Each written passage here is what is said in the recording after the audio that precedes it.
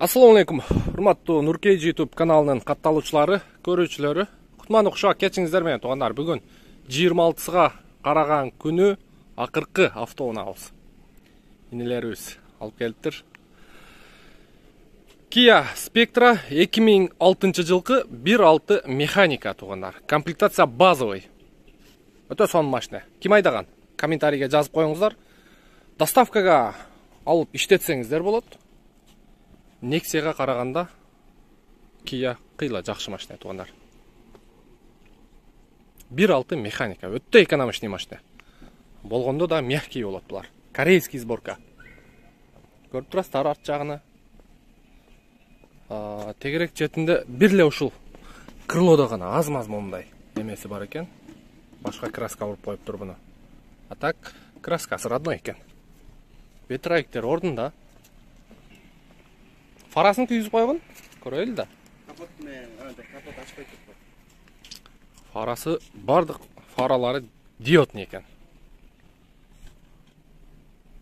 Бисмилла. Мына. Көрдүңүздөрбү? Диодный лампаларды коюптур. Инелерибиз сонун кылып пайдап жүргөн кез экен. Так, сиздерге ички салон боюнча бир сыйра көрсөтүп коеюн. Ички салон боюнча бул жерде полный электропакет, блокировка окон бар экен. Так, электрический зеркаль. Бисмиллахиррахманиррахим. Пробеги 167.437 дейт. Көрүп атасыздар. Бул жагында противотуманка бар, корректор фар бар. Бул жерден клип көрсө дагы болот, Мониторду көрдүңүздөр. Видео көрсөңүздөр болот экен. Кондиционер бар экен туугандар. Дагы эмне керек? Өтө сонун. USB зарядкасы бар экен. Так, бир сыйра от алдырып көрөбүз. Ого. Автозапуск да бар экен туугандар. Мотору мощный иштеп турат.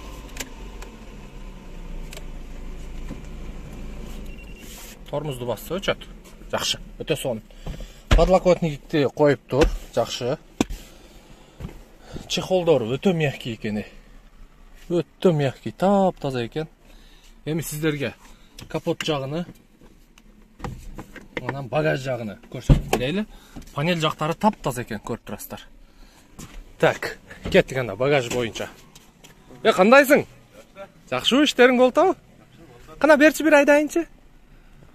Кайерин басат мунун? Газ. Газ тормоз. Мен мону тартып турмаймын, Төп кармап тартып бересиң, билесиңби? Мына. Экрандан чыгып кетпейин мен,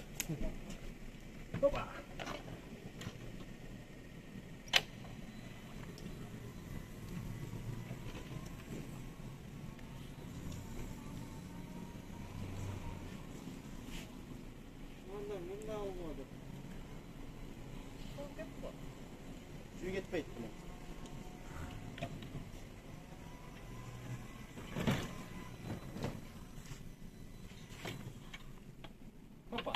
Айлык канча аласың? 48. 48 миң айлык аласың. Ооба. Жакшы. Инибиз ашанда иштейт. Ушул машинени айдайт. 48 миң айлык алат. Молодец. Ийгилик ука. Только вперед. Только ишти кыл. Кетти мана.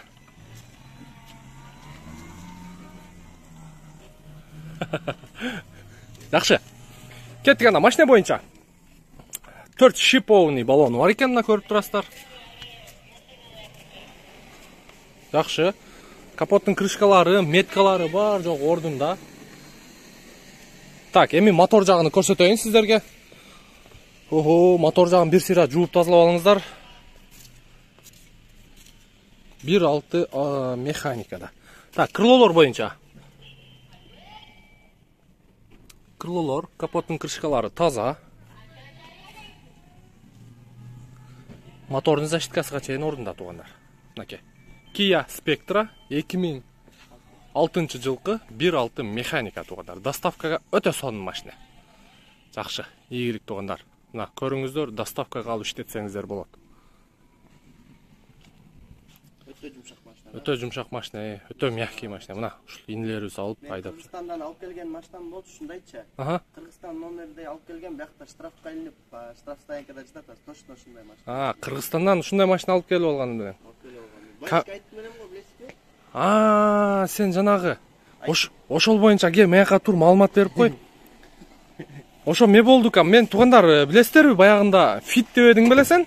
Мен Kia маркасын айткан эмесмин, сиз Fit деп угулган окшойсуз. Болду. Ошол боюнча айтып койчу, кандай болду? Ошол боюнча айтсам, негизи Кыргызстандан келген бул машина. Өзүм оформить этип алып келгем биякта. Анан бу жактагы Москвада өзүм иштерим менен айдап жүрчүмүн да. Анан камера тартпайт деп уккам менчи. Границадан чыгып атканда чыга албай калат дегенде мен ойлогом да, границадан башкалар менен сүйлөшүп чыгып кетсе болот депчи. Анан каждый раз эле штраф нарушать этип айдап жүрөчүм, тартпайт депчи. Мен биякта кыргыз байкелерден көп сурагам да мен. Тартпайт деген. Тартпайт дешкен. Сотрудниктер деле алар деле билбей коюшкан, ким тартабы, тартпайбы депчи. Анан кийин ошончо айдап жүрдүм, анан кийин 8 ай айдадым. 8 айдан кийин жолдон тосушту. Текшерсе штрафтар чыкты. 900 штраф чыкты. 2 дупесник бар экен, экөө тең. Канча миңдик штраф кылдысың? Машинадан басы Машинадан эми көп да ал, почти 1 миллион рубльдан ашык болот кой алчы. Именно сотко өтүп кеткени, жана просрочный штрафтары 202 миң рубль экен. Просрочный ошо төлөнбөгөнүчү. Анан ошону алышты машинаны. Эми судебный приставка өткөзүп берип салышты да. Эмне болду анан? Судебный пристав штраф стоянка эвакуатор менен алып кетти да, мага кагаз жазып берди. 5 күндүн ичинде 202 миң рубльду төлөшүң керек, машинаңды алып кетишиң керек депчи. Анан ошо мен кетип калдым, мен машинаны таштадым да, вещилеримди алдым, кеттим. Штраф стоянкада машина жатат. Алар болсо мен барганда смысл жок да, машина өзү 250. Төлөбөсөң эмне болот экен эми? Төлөбөсөң баарын тең өзүң праваңа, паспортуңа өткөзүп иштейт экен, а мен аны өзүм төлөгөнгө туура келип калат да. Ошондой болот да. Демек абайлап айдаш керек. Кыргызстанский номер. Мен көп эле адамда кыргыз байкелер чалды. Анан мага текшерип атышат, анан тосткон жок, анан штраф текшербей эле депчи. Ал жөн эле каждый раз текшерө бербейт экен да, негизичи. Штраф аябай көп болуп кеткен да, бир попал болуп калса, эч жерге макул болбой алып кетиши мүмкүн да. Лучше андан көрүп мага азыр жаңы кыргыз байкелер, жаңы кыргыз балдар келип атышат. Кыргызстандан машина алып келип алышат доставкага депчи. Лучше не надо да, аны алып келипчи. Андан көрүп кыргыз российский номер менен эле жакшыраак айдап жүрүш керек экен. Чисто я советую да өзүмдөн. Жакшы. Мына туугандар, өткөндө мен ушул боюнча айтканмын сиздерге. Как раз ушул инибиз экен. Сен чалган экенсиң да ошону да? Жакшы. Мына так что кыргызстанский номерде жүргөндөр абайлаңыздар. Бул инибиздей Биринчи болот, менде болот алчы. Башка эч кимде болбосун. Значит, биринчи жолу болуп аткан болсо, демек будан нары эми каза баштайт кыргыз номерлерди. Мен штраф стоянкага барсам деген аякта айтышты да, тиякта парковка эме штраф стоянкада иштегендерчи. Мындай ситуация уже в последнее время уже көп болуп атат деди да. Не только сен кыргызстанский номер, Армения, бүт башкалардачы. Жакшы. Жакшы, Алла разы болсун маалымат менен бөлүшкөнүңүзгө. Мына туугандар, көрдүңүздөрбү, уктуңуздарбы? Демек, кыргызстанский, арменский, абхазский номерди айдагандар абайлап айдаңыздар. Мондай бир машинени жөн эле бияка тыштап коесуздар да. Аны кийин мамлекет өзү аукционго коюп, ошол штрафтын акчасын чыгарып алат. 201 миң штрафты ошону чыгарып алабыз деди да. Остальные ошондой болот. Постепенно төлөшүм керек экен менчи. Ошон үчүн өтө абайлаңыздар, штраф демек болуп атат. Мына ушундай туугандар, бизден ыраазы болуңуздар, ушундай керектүү маалыматтарды жеткирип турганга аракет кылабыз. Кийинки видеого чейин.